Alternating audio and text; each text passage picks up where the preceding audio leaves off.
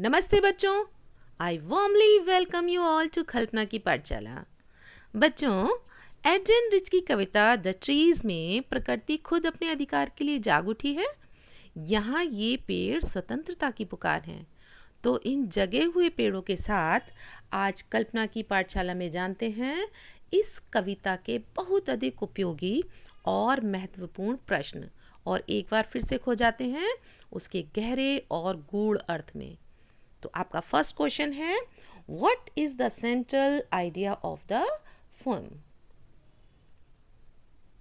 मतलब इस कविता का सेंट्रल आइडिया यानी कि मुख्य विचार क्या है? आंसर देखते हैं। The poem highlights the poet's concern for nature's freedom. It shows how trees want to break from the human confinement and return to their natural home, that is the forest. इसको हिंदी में समझते हैं। इस कविता में Adrian rich ने प्रकृति की स्वतंत्रता की भावना व्यक्त की है। कविता हमें बताती है कि पेड़ मनुष्य द्वारा किए गए बंधनों से स्वतंत्र होकर अपने प्राकृतिक स्थान अर्थात जंगल में लौटना चाहते हैं। बारी है आपके सेकंड क्वेश्चन की, जो आपसे पूछ रहा है, what do the tree symbolise in the poem? मतलब कविता में पेड़ किसका प्रतीक हैं, किसको सिंबलाइज करते हैं? आंसर देखते हैं। The trees symbolise women's empowerment, nature and freedom.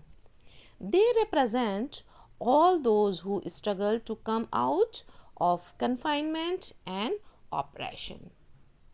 आइए इसको एक बार फिर से हिंदी में समझते हैं। कविता द ट्रीज में पेड़ प्रकृति, स्वतंत्रता और नारी सशक्तिकरण के प्रतीक हैं। वे उन सब का प्रतिनिधित्व करते हैं जो बंधनों से मुक्त होना चाहते हैं। चलिए अब नेक्स्ट क्वेश्चन देखते हैं। Where are the trees kept in the beginning of the poem? मतलब कविता के आरंभ में, जब हमारी कविता शुरू होती है, उसके स्टार्टिंग में पेड़ कहाँ रखे गए हैं? इसका आंसर देखते हैं।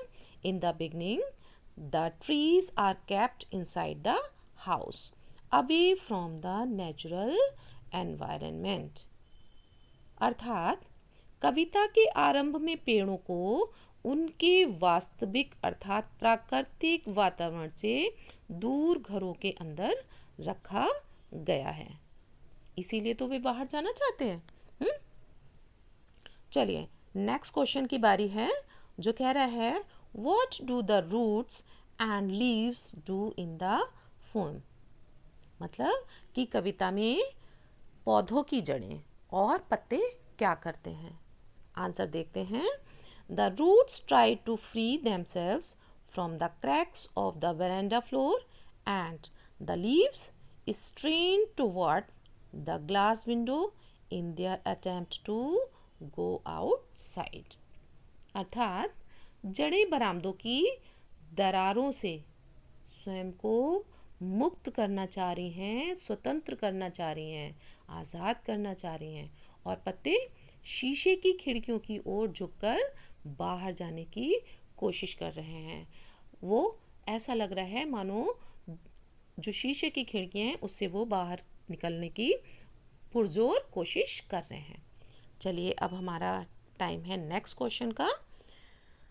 Explain the line the night is fresh the whole moon shines in a sky still open. अर्थात the night is fresh the whole moon shines in a sky still open. इस पंक्ति की व्याख्या कीजिए. It means that nature is pure and open, ready to welcome the trees back. The fresh night symbolizes renewal and freedom. मतलब इस पंक्ति का अर्थ है कि प्रकृति अत्यंत पवित्र और खुली हुई है और वह पेड़ों का स्वागत करने के लिए तत्पर है, तैयार है। नई रात्रि नवजीवन और स्वतंत्रता का प्रतीक है। बच्चों, now it's turn for the 6th question, which is asking what happens to the twigs and boughs of the trees। मतलब पेड़ों की टहनियों और डालियों के साथ क्या होता है। आंसर देखिए, the twigs become stiff and the long cramped boughs try to move out into the open air। इसको हिंदी में भी देखते हैं कि टहनियाँ कठोर हो जाती हैं और लंबे समय से सिकुड़ी हुई डालियां मुक्त हवा में, स्वतंत्र हवा में बाहर निकलने की कोशिश करती हैं। बच्चों देखिए, टहनियों और डालियों का कठोर होना और सिकुड़ना ये दिखाता है कि संघर्ष के कारण वे प्रभावी तरीके से बदल गए हैं, परंतु फिर भी अपने ध्येय को पाने के लिए आगे बढ़ रहे हैं। बारी आती है हमारी 7th क्वेश्चन की, which is asking what does the poet mean by the forest that was empty all these days.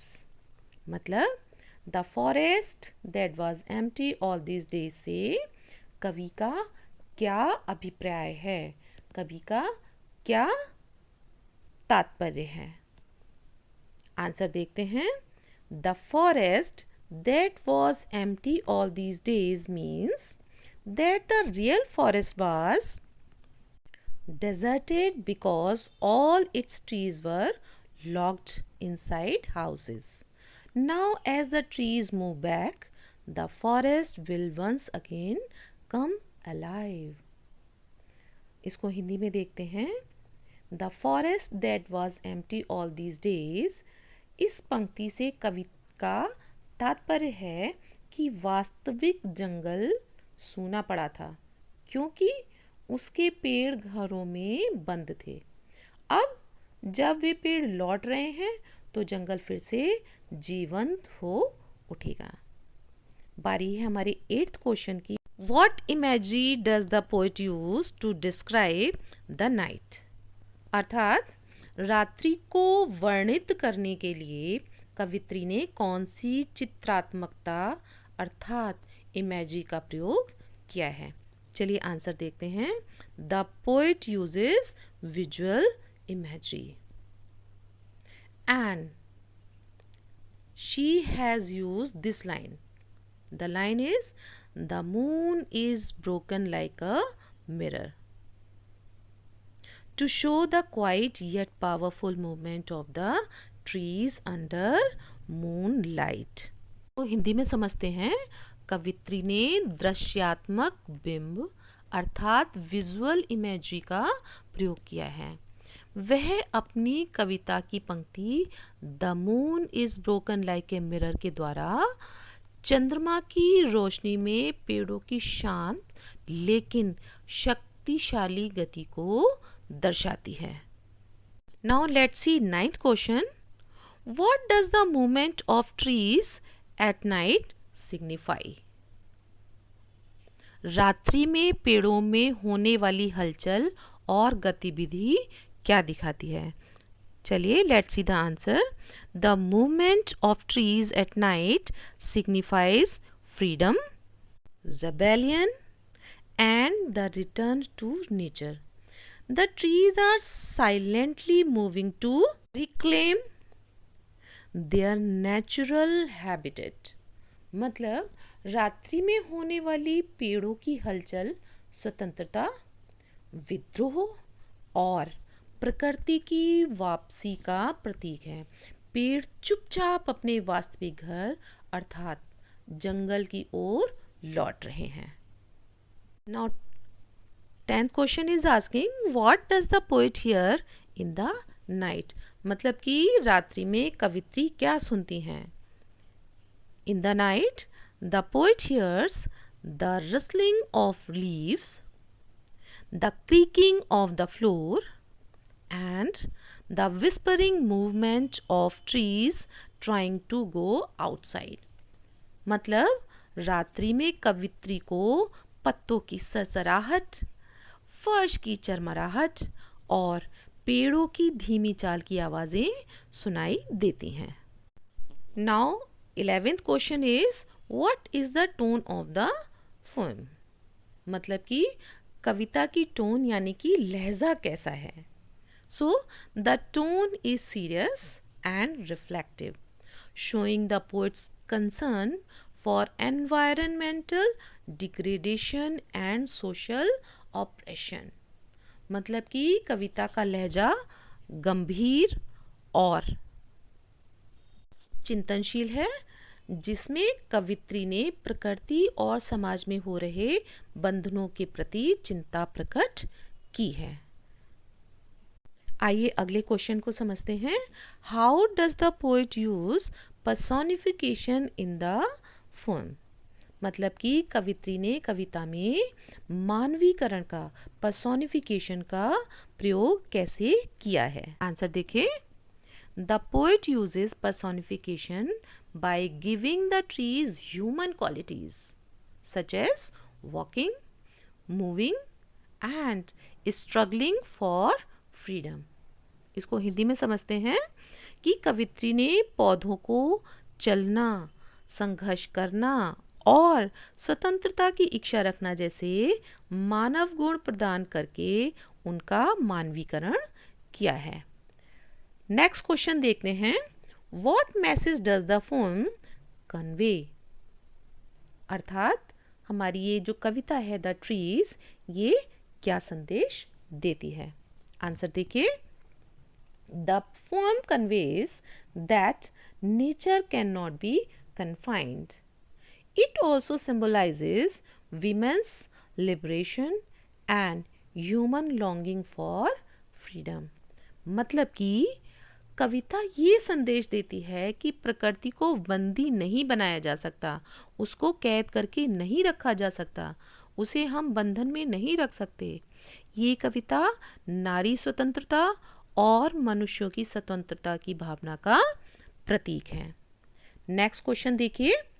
What is the significance of the moon in the poem? मतलब कविता में चंद्रमा का क्या महत्व है। आंसर देखते हैं। In the poem the moon symbolises change and hope as it shines on the moving trees. It reflects the dawn of a new beginning. मतलब कि कविता में आपका जो ये चंद्रमा है, ये परिवर्तन एवं आशा का प्रतीक है। जैसे ही ये गतिशील पेड़ों पर चमकता है, वैसे ही क्या होता है, तो ये नए आरंभ और स्वतंत्रता का संदेश देता है। तो बच्चों, अब हम इस क्विज के अंतिम पड़ाव पर पहुंच चुके हैं। So now we have the last question of this quiz. So question is what poetic devices are used in the trees in your poem? मतलब कि आपकी कविता में कौन कौन सी पोएटिक डिवाइसेस का प्रयोग किया गया है। So the answer is the main poetic device used is symbolism. In addition, the poet uses personification, imagery, metaphor, enjambment and simile। मतलब कि the trees जो आपकी ये कविता है, इसमें जो मुख्य रूप से जो काव्य उपकरण है, मतलब कि जो पोएटिक डिवाइस है, वह है सिंबोलिज्म। इसके साथ ही पर्सोनिफिकेशन, इमेजरी, मेटाफर, एंजम्मेंट और सिमली, इन सब का भी प्रयोग किया गया है। So dear students, these were the most important question answers from the trees, a poem that celebrates both nature and freedom। अगर आपको ये वीडियो लाभकारी लगा हो और पसंद आया हो तो वीडियो को लाइक और शेयर ज़रूर कीजिएगा। साथ ही चैनल को सब्सक्राइब करना मत भूलिएगा। तो मिलते हैं अगले वीडियो में इंक, ब्लिंक, मस्टर्ड और बेलिंडा के साथ उसके कस्टर्ड से। तब तक के लिए बाय।